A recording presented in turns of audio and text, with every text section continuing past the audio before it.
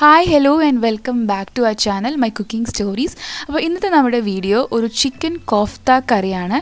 ഇത് നമ്മൾ എപ്പോഴും ഉണ്ടാക്കുന്ന ചിക്കൻ കറിയിൽ നിന്നും കുറച്ച് ഡിഫറെൻ്റ് ആയിട്ട് ട്രൈ ചെയ്യാൻ പറ്റിയ ഒരു റെസിപ്പിയാണ്. അപ്പോൾ നമുക്ക് നോക്കാം.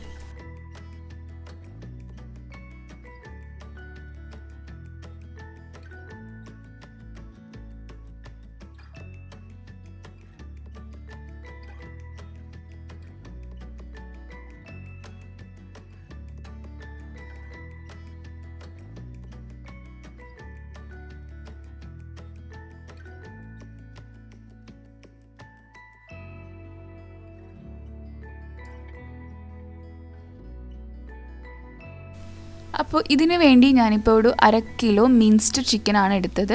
ഇതിപ്പോൾ അല്ലെങ്കിൽ നിങ്ങൾക്ക് ബോൺലെസ് ചിക്കൻ ഒന്ന് മിക്സിയിൽ എടുത്തിട്ട് ഒന്ന് ഗ്രൈൻഡ് ചെയ്തെടുത്താലും മതി.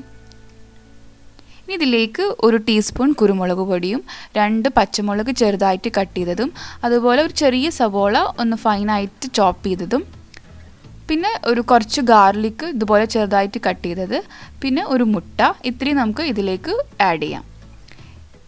ആവശ്യത്തിന് ഉപ്പും കൂടി ചേർത്ത് കൊടുക്കാം. പിന്നെ നമുക്കിതിലേക്ക് കുറച്ച് ബ്രെഡ് ക്രംസ് വേണം. അത് നമുക്കിതിൽ ഇട്ടിട്ട് മിക്സ് ചെയ്തിട്ട് ആവശ്യത്തിനനുസരിച്ച് ആഡ് ചെയ്യാം.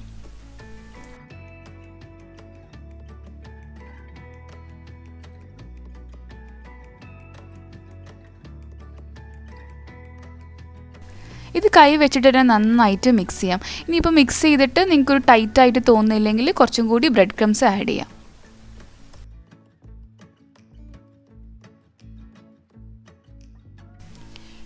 ഇനി നമുക്ക് ഇത് ബോൾസ് ആയിട്ട് ഉരുട്ടിയെടുക്കണം. അപ്പോൾ അതിന് വേണ്ടി ഞാൻ കയ്യിൽ കുറച്ച് എണ്ണ ഒന്ന് തടവി കൊടുക്കുന്നുണ്ട്. ഇനി നമുക്ക് ഇതുപോലെ നമ്മൾ ചപ്പാത്തിക്കൊക്കെ ബോൾസ് ഉണ്ടാക്കുന്ന പോലെ ഒരു മീഡിയം സൈസ് അല്ലെങ്കിൽ നിങ്ങൾക്ക് ഇഷ്ടമുള്ള സൈസിൽ ഈ മീറ്റ് ബോൾസ് റെഡിയാക്കാം.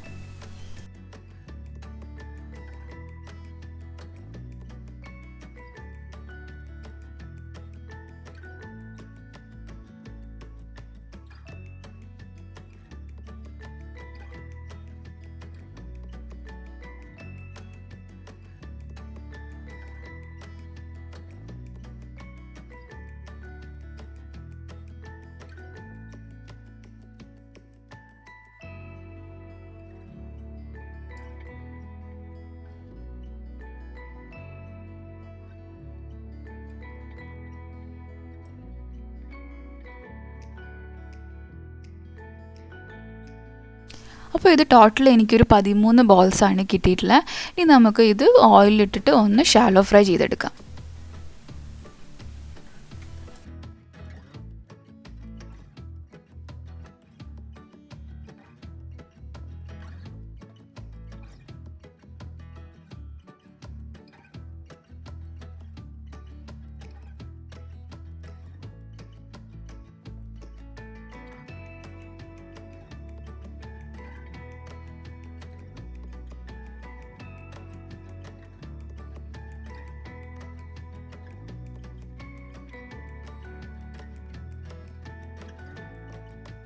ഇനി ഈ മീറ്റ് ബോൾസിൻ്റെ എല്ലാ സൈഡും ഒന്ന് ഫ്രൈ ചെയ്തെടുക്കാം. എന്നിട്ട് നമുക്കിത് മാറ്റാം.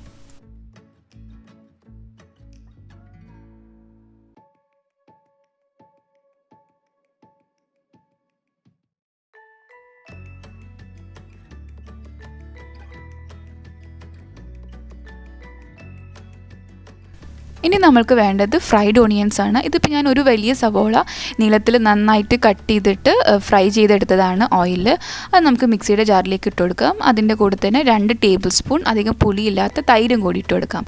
ഇനി ഇത് നന്നായിട്ടൊന്ന് ഫൈൻ പേസ്റ്റാക്കി അരയ്ക്കാം. ഇനി നേരത്തെ ഫ്രൈ ചെയ്ത് അതേ ഓയിലിലേക്ക് തന്നെ കുറച്ച് ഹോൾ സ്പൈസ് ഇട്ട് കൊടുക്കാം. ഒരു 3 ഏലക്ക, 2 കഷ്ണം പട്ട, 3 കഷ്ണം കരാമ്പൂ ഇത്രയും ഇട്ടിട്ട് ഒന്ന് റോസ്റ്റ് ചെയ്ത് കൊടുക്കാം. അതിലേക്ക് 1 ടീസ്പൂൺ ജിഞ്ചർ ഗാർലിക് പേസ്റ്റ് കൂടി ഇട്ട് കൊടുക്കുന്നുണ്ട്. എന്നിട്ട് ഒരു നല്ലൊരു മണം വരുന്നവരെ നമുക്ക് ഇതുപോലെ വഴറ്റി കൊടുക്കാം.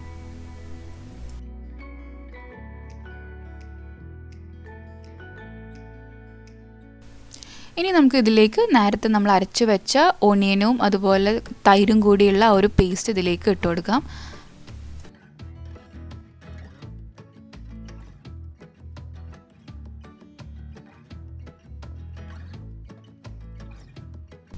ഇനി ഇതിലേക്ക് ടൊമാറ്റോ പ്യൂരിയാണ് നമുക്ക് വേണ്ടത്. ഇതിപ്പോൾ ഞാൻ 2 ഒരു മീഡിയം സൈസ്ഡ് തക്കാളി അധികം വെള്ളം ഒഴിക്കാതെ മിക്സിയിലിട്ടൊന്ന് അടിച്ചെടുത്തതാണ്.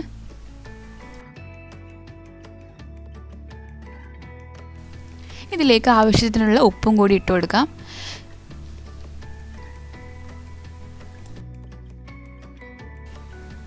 ഇനി ഇതിലേക്ക് കുറച്ച് പൊടികൾ ആഡ് ചെയ്യാം. അതിന് വേണ്ടി ഒരു 1/4 ടീസ്പൂൺ മഞ്ഞൾപ്പൊടി, 2 ടേബിൾ സ്പൂൺ മുളക് പൊടി, 1 ടീസ്പൂൺ മല്ലിപ്പൊടി, പിന്നെ 1 ടീസ്പൂൺ ക്യൂമിൻ പൗഡർ. ഇത്രയും ഇട്ടിട്ട് നമുക്കൊന്ന് ഇളക്കി കൊടുക്കാം.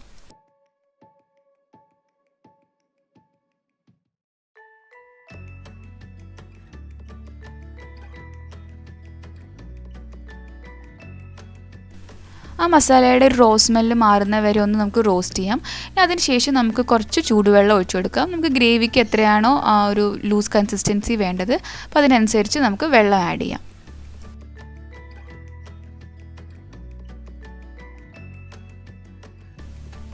ഇനി ഇതിലേക്ക് ഒരു 1/2 ടീസ്പൂൺ ഗരം മസാല കൂടി ആഡ് ചെയ്യാം.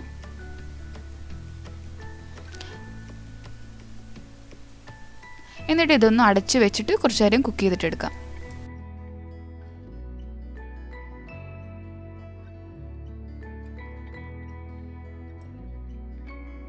അപ്പോൾ നമ്മുടെ ഗ്രേവിയൊക്കെ നന്നായിട്ട് തിളച്ച് വന്നിട്ടുണ്ട്. ഇനി ഇതിലേക്ക് നമ്മൾ നേരത്തെ ഫ്രൈ ചെയ്ത് വെച്ച മീറ്റ് ബോൾസ് ഇട്ട് കൊടുക്കാം.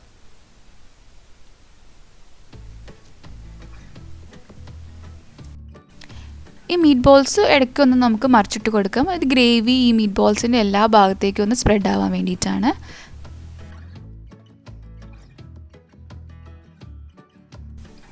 അപ്പോൾ നമ്മുടെ ചിക്കൻ കോഫ്ത കറി ഇവിടെ റെഡി ആയിട്ടുണ്ട്. ഇതിപ്പോൾ നിങ്ങൾക്ക് ചിക്കന് പകരം ഏത് മീറ്റ് വേണമെങ്കിലും യൂസ് ചെയ്യാം. ഇപ്പോൾ മട്ടൺ ആണെങ്കിലോ ബീഫ് ആണെങ്കിലോ എങ്ങനെ വേണമെങ്കിലും നിങ്ങൾക്ക് ഇത് ചെയ്യാവുന്നതാണ്. ഇതിപ്പോൾ ഒരു നോർത്ത് ഇന്ത്യൻ റെസിപ്പി ആയതുകൊണ്ട് തന്നെ ഇതിൻ്റെ ബെസ്റ്റ് കോമ്പിനേഷനായിട്ട് വരുന്നത് ചപ്പാത്തി, റൊട്ടി, നാൻ ഇതൊക്കെയാണ്. അപ്പോൾ നിങ്ങളെല്ലാവരും ഈ ഒരു ചിക്കൻ കോഫ്ത കറി ട്രൈ ചെയ്യുക. നമ്മളെപ്പോഴും ഉണ്ടാക്കുന്ന ചിക്കൻ കറിയിൽ നിന്ന് കുറച്ച് ഡിഫറെൻ്റ് അല്ലേ.